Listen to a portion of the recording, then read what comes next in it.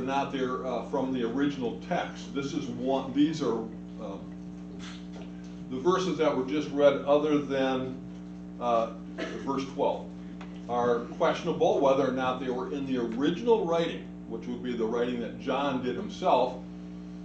However, they appear in some very old copies of John's writing. The story most likely is true. Whether or not John had it in his original text, we don't know. It appears that it wasn't. So I'm not going to try to plant a seed in your head that thinks that this story is untrue. But whether it is or not, the story has a message that we all could use today, and I will be delivering, hopefully, that message to you from God. In verse 1, it says, but Jesus went to the Mount of Olives. If you remember 2 weeks ago, and I know it's a long time, a lot of things have happened, we ended up with Jesus talking to a group of people in the temple. And the very last verse said, and everybody went to his own house. Now we pick up and say, but Jesus went to the Mount of Olives. So all the people in the temple area there that were listening to Jesus, some of them were the Jewish leaders, some of them were just the common folks that Jesus was teaching. All of them, after this little confrontation or whatever it was, all went home, except for Jesus. It's kind of an interesting thing to know that Jesus probably has a place to stay. He didn't have his own house, but he stayed with friends, with disciples, and things of that. As he traveled, people lived in different areas that followed Jesus, and they would open their homes to him. Mary and Martha and Lazarus are an example of someone that would open their home to Jesus to stay for a few days while he was in the area. I believe they lived in Bethel. Is that correct? Bethel? Bethel? House of God? That's what Bethel means. The last verse of 7 says, and everyone went to his own house. Jesus went to the Mount of Olives. This was a practice that Jesus made. We'll see many times in the Gospels about Jesus going to the Mount of Olives. The very last time he went to the Mount of Olives was, does anybody remember? Why did he go? He went up to pray the very last day, the night he was arrested. Him and his disciples go to the Mount of Olives. Why did he go there? Because it was a place of quiet and solitude. Jesus did not go to the Mount of Olives that day to hide from those that were going to arrest him. They knew, because Judas brought them there, exactly where he would be. Judas knew that Jesus would go to the Mount of Olives after the Passover dinner and go up and pray. So he led the soldiers that arrested Jesus directly to Jesus. But I want to establish with you that Jesus took a time, often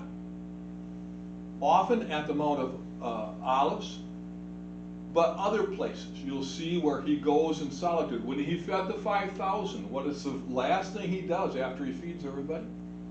He goes a little higher up on the mountain to pray. He left his disciples behind. He left the crowd of people behind.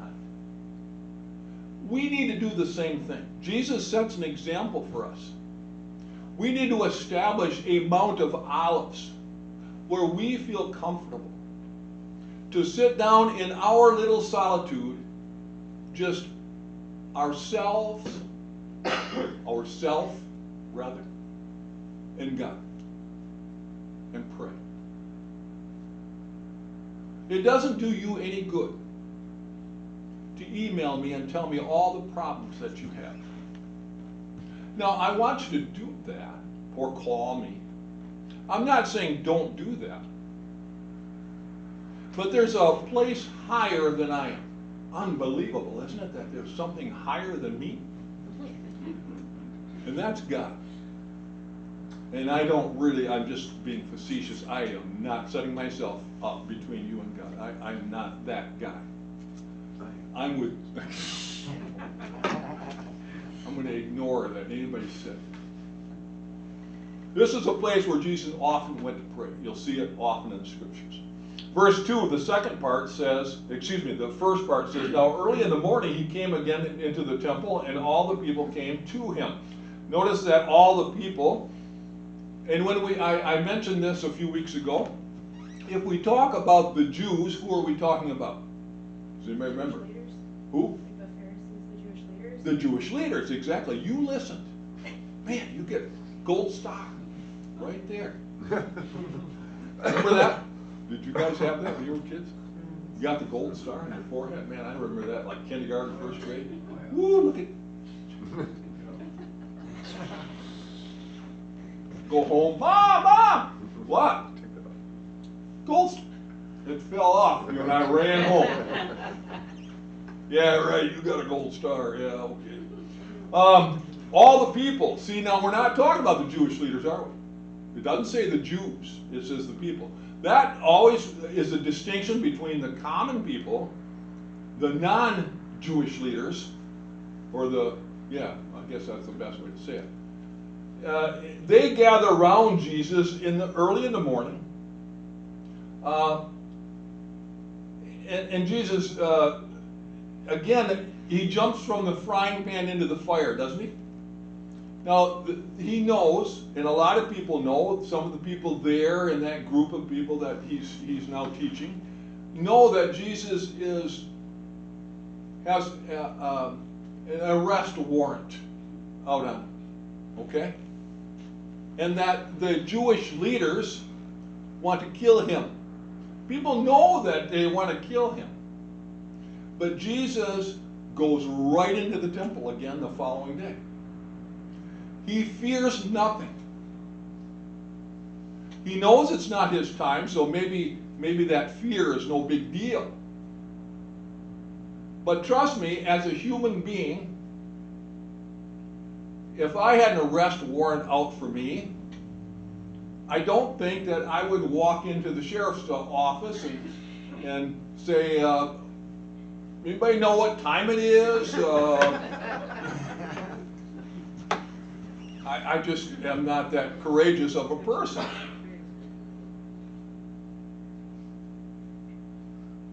Verse 2, the second part, and he sat down and he taught them. And that's exactly what Jesus meant to do. That's exactly what he was all about. These confrontations with the Jews, with the Jewish leaders, were all set up by them. Jesus knew that they were not going to be taught. There was a few that did come. One of them came in the middle of the night, a man named Nicodemus, who wanted to be taught. He wanted to learn about Jesus. But they were few and far between. Most often when the Jews came and confronted Jesus, it was to trip him up. It was to arrest him. It was to do something to end this ministry that he has that they were so insanely jealous about. Verse 3, the first part says, then the scribes and Pharisees brought to him, now here they go, injecting themselves into what Jesus is doing. He's teaching. They don't want him teaching. What are we going to do about it? Well, let's find something that we can interrupt him doing and see if we can't trip him up. Then the scribes and Pharisees brought to him a woman caught in adultery. Well, isn't that just horrible? However, it begs a question. When you read this, automatically there should be a question right away in your mind. What would that question be? Anybody? How did they know? Well, that's one of the questions. Let's get into that a little bit later. What's the first question you're going to ask? Where's the person doing the adultering with her at? Where's the man? It takes two to adulter, or whatever you want to call it. You can't adulter by yourself. I have tried. Wipe that out of your mind, right? Yeah. I don't know where that stuff, that's gotta be satanic right there, I don't know. Jump right in there. They don't bring the man. It takes two to have an adultery situation. Wasn't the man just as guilty as the woman? Amen. There's no gender difference in Are we the sure? law. What about Jewish law? Do you think that the man gets off on this? Okay, start over. Reset. You're on YouTube, man. That's why I walked off screen. Tom, if you could edit, Yeah. would you take that portion, actually the one before too, would you just, Just scratch. Have one of those.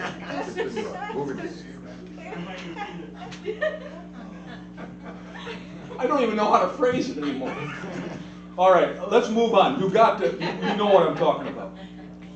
Verses 3, the second part, and verse 4. And when they had set her in the midst, they said to him, Teacher, this woman was caught in adultery in the very act. Okay? That's why I figured it was one of them.